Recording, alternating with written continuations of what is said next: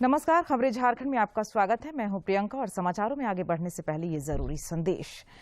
देश के कई हिस्सों में कोरोना संक्रमण तेजी से फैल रहा है। हमारी अपील है कि आप सतर्क रहें और 15 से 18 वर्ष के किशोरों सहित अन्य लोगों के टीकाकरण में मदद करें। कोरोना वायरस के नए स्वरूप ओमिक्रॉन से चिंता बढ़ी है। सुरक्षित रहने के लिए कृपया 3 सरल उपायों का पालन अवश्य करें। मास्क पहनें, 2 गज की सुरक्षित दूरी बनाए रखें, हाथ और चेहरा साफ रखें। कोविड से संबंधित किसी भी जानकारी और मार्गदर्शन के लिए राष्ट्रीय हेल्पलाइन नंबर 011-2397-8046 और 1075 पर संपर्क करें। और अब समाचार विस्तार से। प्रधानमंत्री नरेंद्र मोदी ने कहा है कि भारतीय जनता पार्टी के नेतृत्व वाली सरकार देश के लोगों की सेवा के लिए प्रतिबद्ध है। एक समाचार एजेंसी के साथ साक्षात्कार में श्री मोदी ने कहा कि भाजपा सरकार सबका साथ, सबका विकास के मंत्र के साथ काम कर रही है। उन्होंने कहा कि सरकार की नीतियां ऐसी होनी चाहिए जो लोगों को अवसर दे। उन्होंने कहा कि सरकार की प्राथमिकता गरीबों के लिए घर, शौचालय, स्वच्छ पेयजल, स्वास्थ्य सुविधाएं और मूलभूत सुविधाएं सुनिश्चित करना है।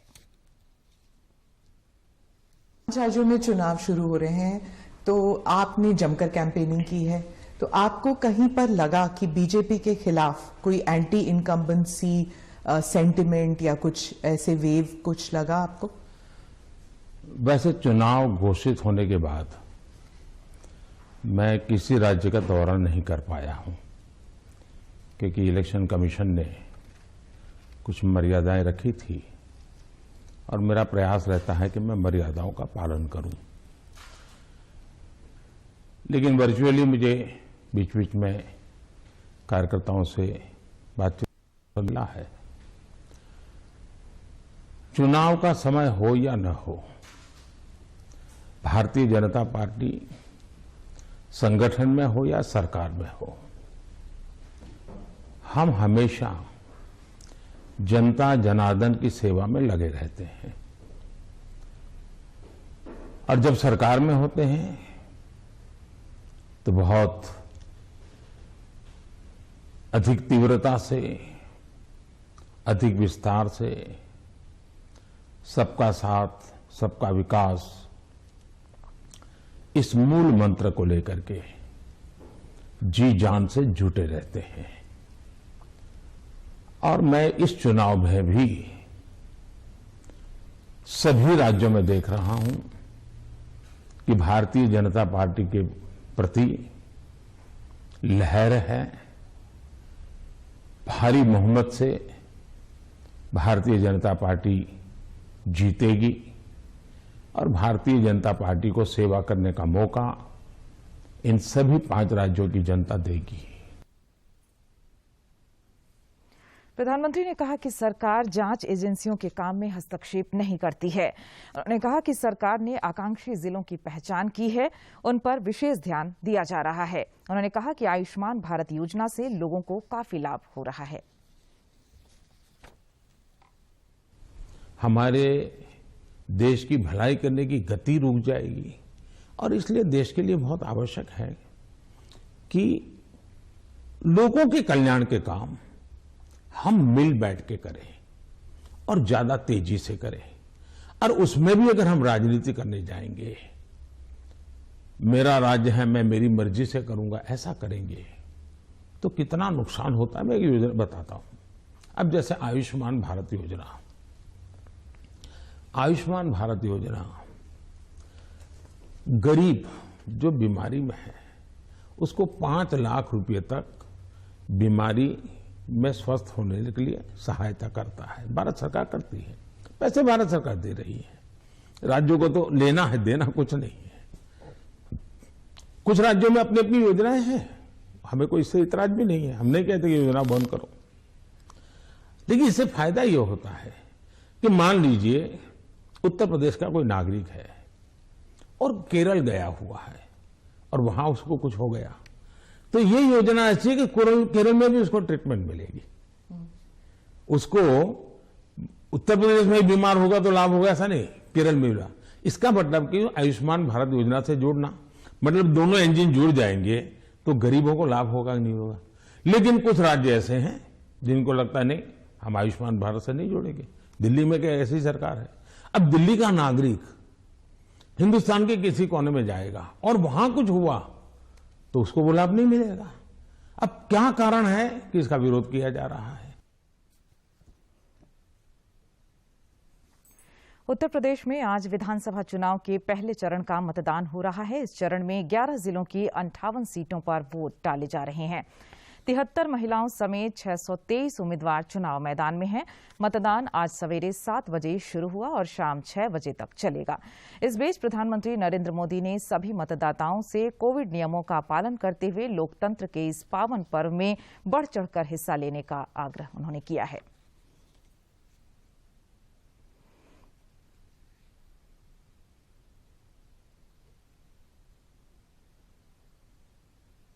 और प्रधानमंत्री ने उत्तर प्रदेश विधानसभा चुनाव के पहले चरण में आज मतदाताओं से लोकतंत्र के महापर्व में बढ़ चढ़कर वोट करने की अपील की। उन्होंने अपने ट्वीट संदेश में कहा, उत्तर प्रदेश विधानसभा चुनाव में आज पहले चरण की वोटिंग मतदाताओं से मेरा आग्रह है कि वे कोविड नियमों का पालन करते हुए लोकतंत्र के इस पावन पर्व में बढ़ चढ़कर हिस्सा लें। याद रखना है, पहले मतदान फिर जलपान।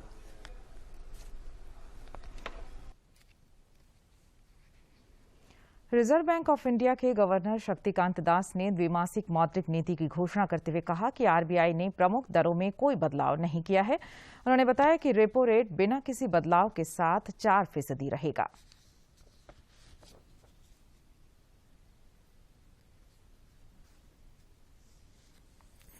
देश में पिछले 24 घंटे के दौरान कोविड-19 के 67,084 नए संक्रमितों की पहचान की गई, जबकि इस दौरान 1,67,882 लोग स्वस्थ भी हुए।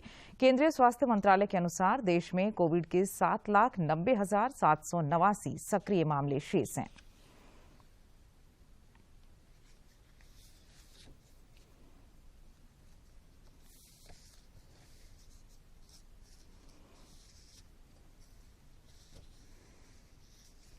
इधर झारखंड में पिछले 24 घंटे के दौरान कोविड के 318 नए संक्रमितों की पहचान की गई है, जबकि 363 संक्रमित स्वस्थ भी हुए हैं। स्वास्थ्य विभाग की ओर से जारी आंकड़ों के मुताबिक कोविड के 2,227 मामले सक्रिय हैं। देश में कोविड के खिलाफ जारी जंग में टीकाकरण अभियान तेज गति से जारी है। केंद्रीय स्वास्थ्य मंत्रालय के अनुसार देश में अब तक 1,71,28,19,947 कोविड रोधी टीके लगाए जा चुके हैं। इधर झारखंड में अब तक 3,53,55,000 से अधिक कोविड रोधी टीके लगाए गए हैं। राज्य में अब तक 15 से 18 वर्ष तक के किशोरों को 11 लाख से अधिक डोज दी गई है। राज्यसभा में शून्यकाल के दौरान भाजपा के प्रदेश अध्यक्ष और सांसद दीपक प्रकाश ने राज्य में अवैध उत्खनन से हो रहे जानमाल की क्षति का मामला उठाया। श्री प्रकाश ने केंद्र सरकार से एसआईटी गठन कर जांच कराने की मांग की।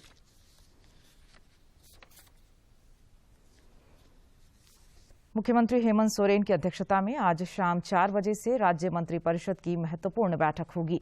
रांची स्थित प्रोजेक्ट भवन सभागार में होने वाली इस बैठक में राज्य हित से जुड़े कई महत्वपूर्ण प्रस्तावों को मंजूरी दी जा सकती है। मुख्यमंत्री हेमंत सोरेन से विधायक प्रदीप यादव, रामचंद्र सिंह और सोनाराम सिंकू ने मुलाकात की। मुख्यमंत्री से यह उनकी शिष्टाचार मुलाकात थी। दुमका जिले में पेट्रोल सब्सिडी योजना के व्यापक प्रचार प्रसार के लिए उपायुक्त रविशंकर शुक्ला ने जागरूकता रथ को रवाना किया। यह जागरूकता रथ जिले की सभी प्रखंडों और पंचायतों में जाकर लोगों को इस योजना और इसका लाभ लेने के तरीकों के बारे में जानकारी देगा। मौके पर उपायुक्त ने कहा कि लाभुकों की संख्या बढ़ाने के लिए जिले में यह जागरूकता अभियान चलाया जा रहा है। ग्रामीणों को और हमारे जो लक्षित लाभुक हैं उन तक समुचित सूचना पहुंचाना और साथ ही साथ इस क्रम में ये प्रयास किया जा रहा है कि जिले में अवस्थित सभी राशन दुकानों तक इस प्रचार रथ के माध्यम से पेट्रोल सब्सिडी योजना से जुड़ने के लिए लोगों को प्रेरित किया जा सके। कोडरमा जिले के झुमरी तिलैया में नियमों की अनदेखी कर संचालित किए जा रहे अल्ट्रासाउंड क्लिनिक और दवा दुकानों में जिला प्रशासन की ओर से छापेमारी की गई। एसडीओ मनीष कुमार की अगुवाई में की गई छापेमारी के बाद 2 अल्ट्रासाउंड क्लिनिक को सील कर दिया गया। वहीं एक मेडिकल दुकान से भारी मात्रा में एक्सपायरी दवाई भी बरामद होने के बाद उसे भी सील कर दिया गया। आयुक्त महोदय के दिशा निर्देशानुसार कुछ अल्ट्रासाउंड दुकान से, मेडिकल दुकान से और भी अलग तरह के जगहों से हमें जो जानकारी मिली थी कि कहीं कहीं जो गैरकानूनी कार्य चल रहे हैं। तो इसी क्रम में आज पूरी टीम ने जांच किया और प्रथम दृष्टया जहां जहां गलत पाया गया है उसे आगे के लिए सील किया गया है। कितने अल्ट्रासाउंड को सील किया गया? अभी एक सेंटर वैसा मिला जहां पे डॉक्टर नहीं थे, उनको सील किया गया है और एक सेंटर को हमने रिक्वेस्ट किया खोलने का, लेकिन वो देखकर भाग रहे थे। तो एयरपोर्ट अथॉरिटी की ओर से देवघर एयरपोर्ट टर्मिनल के सामने सेल्फी प्वाइंट बनाया गया है, जिसका कार्य युद्ध स्तर पर जारी है। यहां आने वाले पर्यटक और श्रद्धालु एक तरफ जहां एयरपोर्ट टर्मिनल के साथ अपनी सेल्फी ले सकते हैं, वहीं दूसरी तरफ से कांवड़ यात्रा के साथ भी अपनी सेल्फी लेकर अपने दोस्तों के बीच शेयर कर सकते हैं।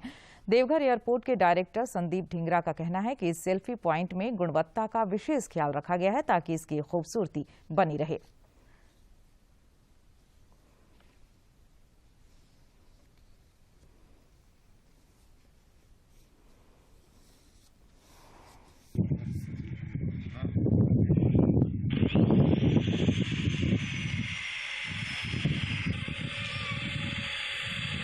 निर्माण कराया जा रहा है। सेल्फी पॉइंट यहाँ बनाया है अच्छा यहाँ पे, क्योंकि बाबा की बैजनाथ की नगरी है, तो कावड़ यहाँ पे लोग पूरे सराउंडिंग से लेके आते हैं। तो हमने पूरा कोशिश की है यहाँ पे पूरे कावड़ का सजीव जो यहाँ के लोकल आर्टिस्ट हैं उन्होंने डेवलप किया है, तो वो पूरे लोगों को आते ही महसूस हो कि यहाँ पे कावड़ की बाबा बैजनाथ का ऊपर पंचशूल वगैरह पूरा वो हमने दिया है, ताकि लोगों को पूरी अनुभूति हो कि यहाँ पे हम बैजनाथ की नगरी में आ गए। लोहरदगा जिले के शंख नदी चेक पोस्ट के पास वाहन चेकिंग के दौरान एक बस में 10 मजदूर सवार होकर बिहार रोजगार के लिए पलायन कर रहे थे, जिसे जिला परिवहन पदाधिकारी अमित बेसरा द्वारा रोका गया। इसके बाद लेबर डिपार्टमेंट को सूचना दी गई और इन मजदूरों का श्रम कार्ड बनाया गया। इस दौरान मजदूरों ने बताया कि रोजगार के अभाव में वे पलायन करने को मजबूर हैं।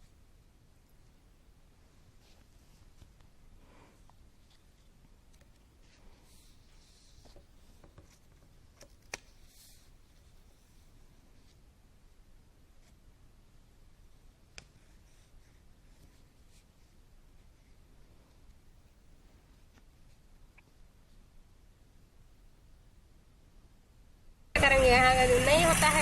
यहाँ कमाते हैं तो यहाँ का मैंने पुकटी खर्चा भर होता है, और वहाँ कमाएंगे तो क्या करेंगे। 6 महीना में खाना खुराकी भी चलेगा और ऊपर क्या करना, भट्टा में काम करने के लिए।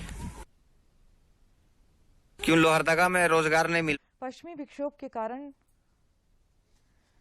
सम्राट बस को है जो पकड़ा था और उसमें 10 मजदूर है जो यहाँ से बिहार रामगढ़ जा रहे थे। तो हम लोगों ने लेबर डिपार्टमेंट को इसका इन्फॉर्मेशन दे दिया। लेबर डिपार्टमेंट के लोग आकर के संबंधित व्यक्तियों का, संबंधित मजदूरों का रजिस्ट्रेशन करवाएंगे। उसके उपरांत क्या कार्रवाई करना है लेबर डिपार्टमेंट। पश्चिमी विक्षोभ के कारण राज्य भर का मौसम कल शाम से बदल गया है। राजधानी रांची समेत कई इलाकों में देर रात हल्के से मध्यम दर्जे की बारिश भी हुई। रांची स्थित मौसम विज्ञान केंद्र के वैज्ञानिक अभिषेक आनंद ने बताया कि आज राज्य के विभिन्न इलाकों में गरज के साथ हल्के से मध्यम दर्जे की बारिश होने की संभावना है। वहीं कल से मौसम शुष्क रहेगा।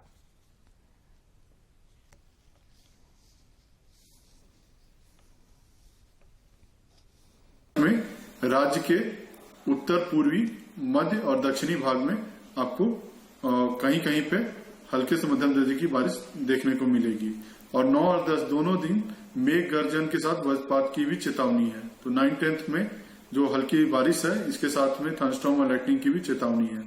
11 तारीख से मौसम शुष्क हो जाएगा, ड्राई हो जाएगा, साफ हो जाएगा और 11, 12, 13 ये 3 दिन मौसम आपका शुष्क ड्राई रहेगा।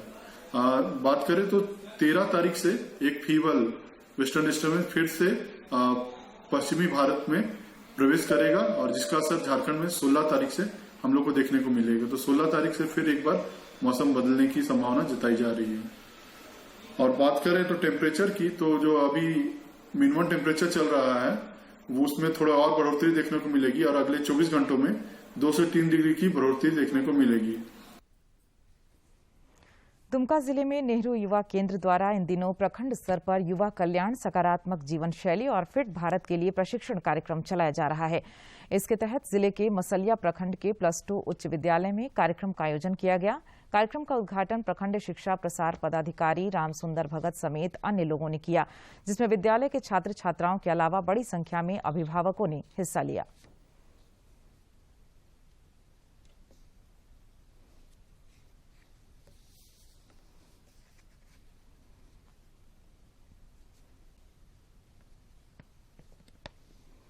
उस बांध से जो बिजली उत्पन्न हो रही है, आपके प्रवेश करते ही ये रूम जल उठता है। ऐसा ऐसा सेंसर, ऐसे ऐसे टेक्निक उत्पन्न हो गए हैं। आप चुटकी बजाते हैं, रूम में लाइट आ जाता है। उस बांध के कारण वो बिजली उत्पन्न हुई। उसकी जो शक्ति थी, डिस्ट्रक्टिव शक्ति जो थी, जो विनाशक शक्ति थी, लोगों ने उसको इस रूप में ढाल दिया। वो विनाशक न होकर हमारे लिए सकारात्मक शक्ति बन के आज वो इस रूप में है। इस रूप में वो उजाला उत्पन्न कर रही है वो नदी। राष्ट्रीय राजमार्ग 75 पर करीब 638 करोड़ की लागत से गढ़वा जिले के खजूरी से पलामू जिला के शंख तक लगभग 23 किलोमीटर बाईपास 4 लेन सड़क का निर्माण तीव्र गति से चल रहा है। इस बाईपास सड़क के निर्माण से इलाके में स्वरोजगार के भी कई अवसर उपलब्ध होने की संभावना है। गढ़वा जिले के खजूरी से पलामू की शंखा तक बनने वाली बाईपास सड़क जिन गांवों से होकर गुजर रही है, उन लोगों की तस्वीर अब बदलने लगी है। सड़क निर्माण कार्य में लगी कंपनी के प्रोजेक्ट मैनेजर का कहना है कि प्रतिदिन करीब 2000 मजदूर निर्माण कार्य में जुटे हैं और जमीन की सभी समस्या दूर हो जाती है तो परियोजना को 2023 तक पूरा कर लिया जाएगा। और जिसमें कि अपना बॉक्स कलवर्ट हैं 31 और 15 ह्यूम पाइप कलवर्ट हैं और 2 मेजर ब्रिज हैं, 6 बीयूपी हैं और 6 माइनर ब्रिज का निर्माण कार्य होना है। सड़क निर्माण कार्य में मजदूरी कर अपना जीविका चला रहा मजदूर अपने घर के नजदीक ही काम मिलने से काफी खुश है। आए हैं तो मुझे बहुत खुश है। इस कंपनी में रहने से मेरा घर पूरा खुशहाल रहता है और मैं यहाँ से कमा कर घर पैसा भेजता हूँ तो मेरा घर चलता है। जमीन के पैसा मिल रहा है, उसका वो लोग गरीब था अब अमीर हो गया है। केंद्र सरकार की सहायता से शुरू इस सड़क निर्माण की योजना ने आसपास के कई गांवों की तस्वीर बदलने का काम किया है। सड़क किनारे कई लोग अब अपनी दुकान लगाकर आजीविका चला रहे हैं।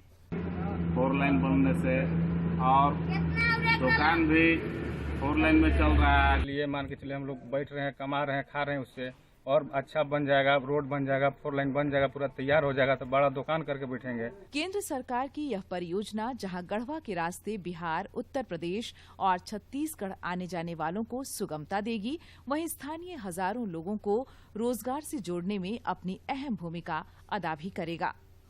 दूरदर्शन समाचार के लिए गढ़वा से ब्रिजेंद्र तिवारी की रिपोर्ट। लोहरदगा जिले के विभिन्न चौक चौराहों पर हड़िया दारू बेचने वाली महिलाएं अब इस धंधे को छोड़कर स्वयं सहायता समूह से जुड़कर आत्मनिर्भर बन रही हैं।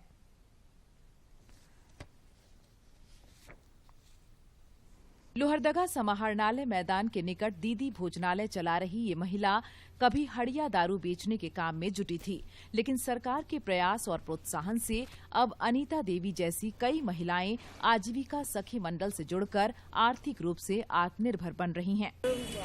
सर मुझे सजेस्ट दिए कि कहीं होटल खोल लो तो डेली का कुछ भी इनकम हो जाएगा, डेली का इनकम हो जाएगा। आजीविका सखी मंडल समूह से जुड़ी महिलाएं पहले सरकारी मीटिंग या अन्य पार्टियों में खाना बनाकर डिलीवरी करती थीं, लेकिन इस तरह के आयोजन काफी कम होने से उन्हें हमेशा रोजगार नहीं मिल पाता था।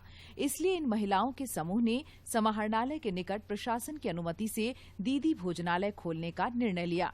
पूजा आजीविका सखी मंडल का है, हम लोग एक ग्रुप है, वही ग्रुप से फिर हम लोग होटल खोले हैं। हड़िया दारू बेचने वाली अन्य महिलाएं भी अब इसी तरह से आजीविका महिला समूह से जुड़कर स्वरोजगार के अन्य माध्यमों से आर्थिक रूप से आत्मनिर्भर बन रही हैं।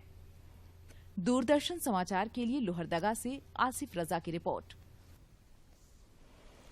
और अब कुछ खबर राज्य के विभिन्न जिलों से।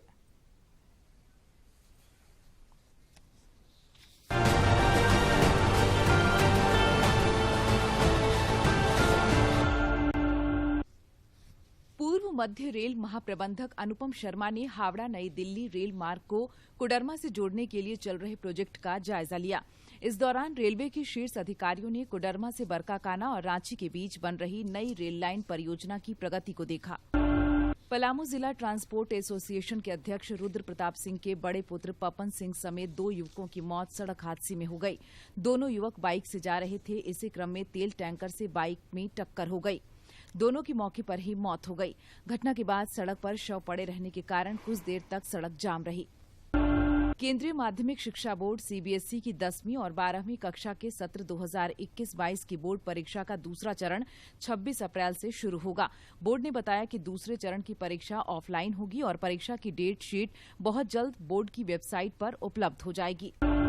रिम्स निदेशक डॉक्टर कामेश्वर प्रसाद ने रिम्स के नियोनेटोलॉजी विभाग में नियोनेटल ओपीडी का उद्घाटन किया। विभाग में नियोनेटल और नवजात शिशुओं की ओपीडी है। डॉक्टर प्रसाद ने कहा कि नवजात शिशुओं के लिए ओपीडी संचालन से लोगों को इलाज में सुविधा मिलेगी। पश्चिमी सिंहभूम जिले के सारंडा वन के इलाके में सुरक्षा बलों और वन विभाग की टीम ने भारी मात्रा में अवैध लकड़ी बरामद की है। सारंडा वन प्रमंडल पदाधिकारी चंद्रमौली प्रसाद सिन्हा के निर्देश पर की गई छापेमारी में 143 पीस साल के बोटे बरामद किए गए। पॉक्सो की विशेष अदालत ने धनबाद के मुनिडी थाना क्षेत्र के जोरूडी निवासी डब्लू मोदी को 5 वर्षीय बच्ची की दुष्कर्म के बाद हत्या करने के आरोप की सजा सुनाई है। न्यायाधीश प्रभाकर सिंह की अदालत ने डब्लू को दोषी करार देते हुए यह फैसला सुनाया। पाकुड़ जिले के उपायुक्त ने समाहरणालय सभागार में सिद्धो कान्हो कृषि एवं वनोपज जिला सहकारी संघ लिमिटेड की बैठक की। इस दौरान निदेशक परिषद में कुल 8 पदें निदेशक का गठन किया गया। राज्य के मुख्य सचिव सभी जिलों के उपायुक्त के साथ वीडियो कॉन्फ्रेंसिंग के माध्यम से विकास योजनाओं की समीक्षा करेंगे। इसे देखते हुए लातेहार के उपायुक्त ने बैठक के सफल क्रियान्वयन को लेकर जिले के वरीय अधिकारियों के साथ विभागवार विस्तृत समीक्षा बैठक की। गिरिडीह जिले में विभिन्न टीकाकरण केंद्रों में सुगम रूप से 15 से 18 वर्ष के किशोरों को कोरोना टीका लगाया जा रहा है। साथ ही टीकाकरण महाअभियान के तहत घर घर जाकर टीका लगाया जा रहा है।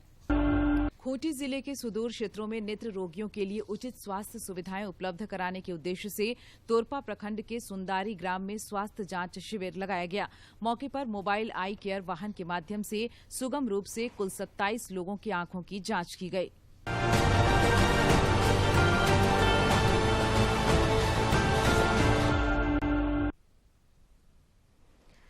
रांची में महिलाओं का एक समूह विभिन्न फलों और पान के पत्तों से गुलाल तैयार कर रहा है, जो बहुत ही तेजी से लोकप्रिय हो रहा है और बड़े पैमाने पर इन्हें ऑर्डर भी मिल रहा है।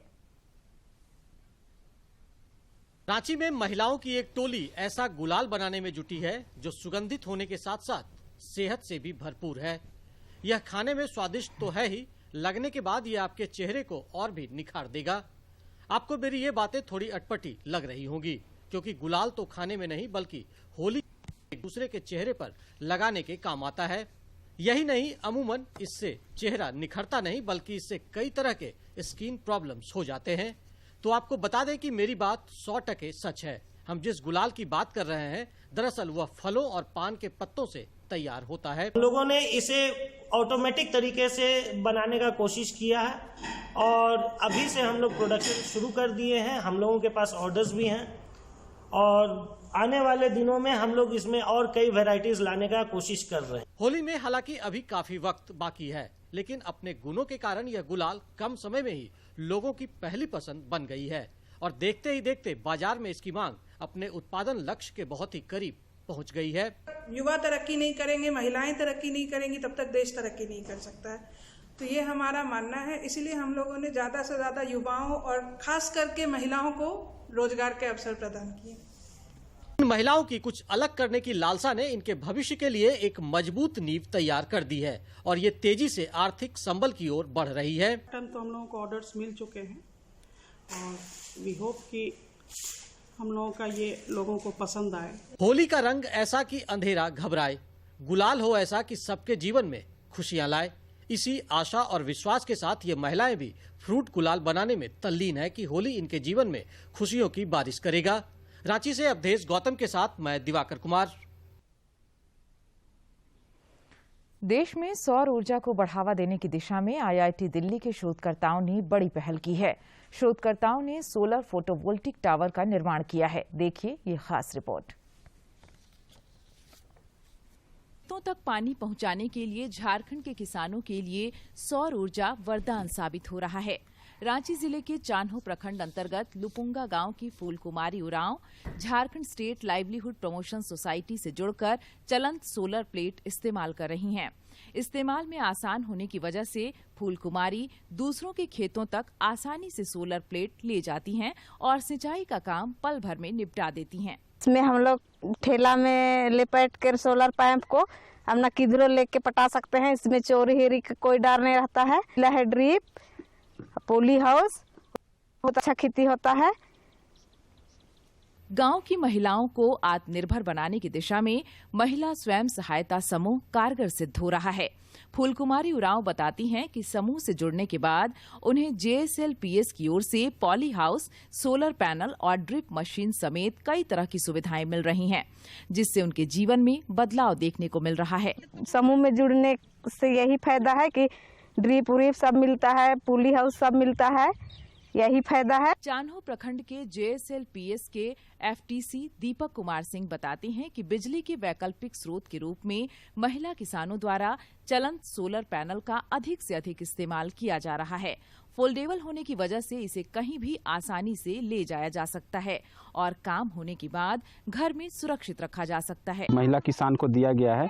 इससे है कि बिजली का दिक्कत रहता है तो इससे है कि पानी पटाने का सुविधा है और इसको कहीं पर भी ले जाया जा सकता है। अपना पानी पटाकर फोल्डिंग करके अपना मोड़कर फिर अपना घर में ले आए और यहाँ पर सब समूह को दिया गया। उसके अपना सभी समूह का दीदी से पानी पटाने के लिए का एक सुविधा दिया गया। जो हर खेत तक पानी पहुँचे, यह लक्ष्य सरकार ने तय किया है। इस कड़ी में चलंत सोलर पैनल बिजली के खर्चे से दूर खेतों को हरा भरा रखने में काफी कारगर सिद्ध हो रहा है। दूरदर्शन समाचार के लिए रांची से कर्मवीर की रिपोर्ट। अंत में मुख्य समाचार एक बार फिर।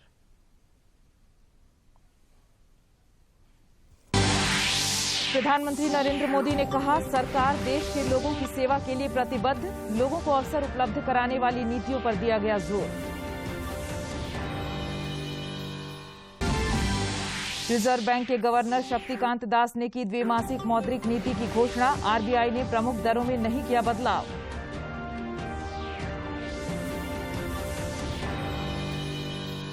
राज्य में पिछले 24 घंटे के दौरान कोविड के 318 नए संक्रमितों की पहचान, 363 स्वस्थ।